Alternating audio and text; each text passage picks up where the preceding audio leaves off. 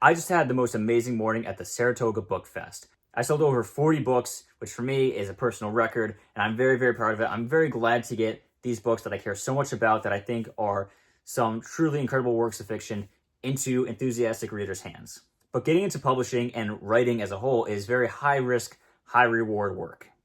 Just buying 50 copies of your book is going to cost quite a bit. And if you can't sell those, you're not getting that money back. So here are a few tips to help you sell your book in person at events. First tip is location.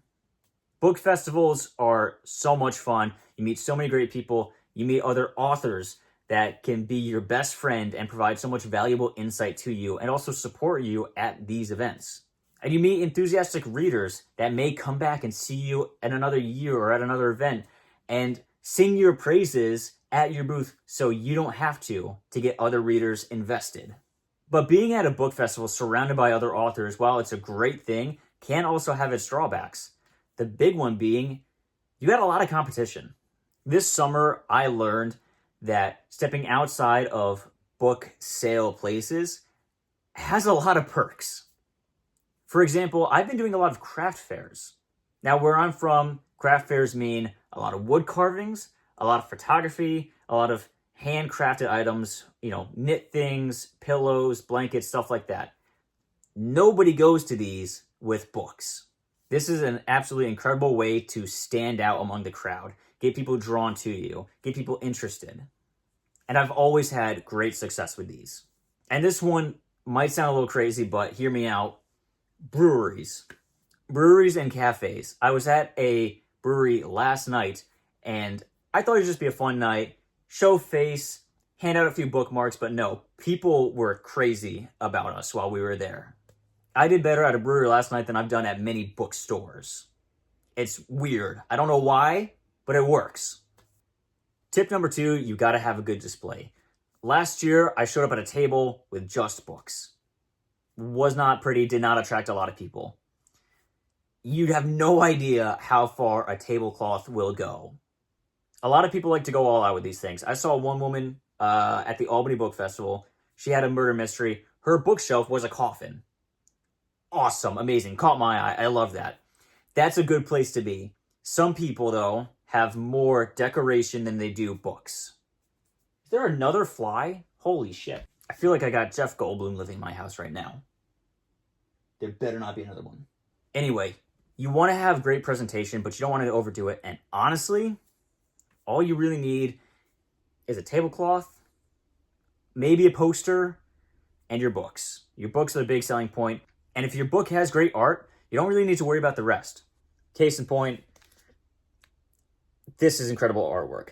Now, I can say that without being too prideful because I didn't create this artwork. Somebody else created it for me, and I'm very, very proud of the work they did. So really, if you're getting started, all I recommend, like I said, tablecloth, a poster, and bookmarks. And your book. Tip number 3, this goes back to the book festivals, book events. Make friends with other authors. Now, as a publisher, I have a wide variety of books. I've got science fiction, horror, thrillers, romance, character dramas, children's books. I got a wide variety, really all great books. But I don't have everything.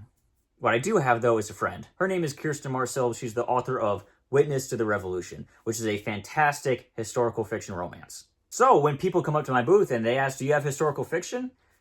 She always happens to be there because she's on top. She's a great author, great at marketing. She's always at these events with me. And I can say, I don't have that book you're looking for, but she does. And I can point them in her direction, help her get a sale. And because we're friends, and this isn't just about making money, it's about the art. When somebody comes up to her booth and says, hey, do you have this kind of book? She'll say, I don't have it, but Valenza Publishing does over there. It's great. Make friends. Make a lot of friends. Because too, these people that also care about books, you can swap. You can do reviews for each other, help build each other up. And in the indie world, you need that. Tip number 4, you gotta bring solid energy to the table. All the time, I see people spend $100 on a space at these book festivals just to sit down, read a different book that's not even theirs, or play on their phones, and then they complain at the end of the day, I didn't have a good day. People just weren't interested. No shit, they weren't interested. You didn't sell it. I've kind of been compared to a car salesman with my book, which is fine. I'm okay with that because I'm proud of my book. I think what I have is really, really incredible. And the reviews agree with me. So I will see somebody 30, 40, 50 feet away, and I'll point to them. I'll make eye contact and be like, hey, I got the book you're looking for. Come over here. That's what happened today. Saw somebody 30 feet away, point at them, beckon them in. They came, they bought a hardcover. You just got to have passion-free book. If you believe in what you're selling, and the audience will resonate with that. They'll be interested. You just cannot be afraid to hype yourself up. You've earned it. You wrote a book. You paid the editor to do a fantastic job with it. You paid for high quality cover art. You invested so much into this book. Treat it like it was worth that money you paid for it. Once you do have somebody at your booth, though, here's a trick I use to get people invested. Now, not everybody likes science fiction, and that's fine. But my book has something that anybody can get into. So I asked them, hey, what kind of books do you enjoy? Oh, I like romantic books. This is a married couple lost in space trying to fight their way back to each other. What's more romantic than that? Oh, I like something with thrills. Lovecraftian god being, stirring up some shit. I'm looking for something a little comedic. Have you heard of Robbie the Robot? My Robbie the Robot. But also because I'm a publisher, it's a little easier for me to try to gauge which book belongs with what person. If somebody comes up and they say, I like murder mysteries, well, we have Thrall for you. If I like romance, oh, I've got Bookends for you. If I like just general fiction, have you heard of the second act comeback yet?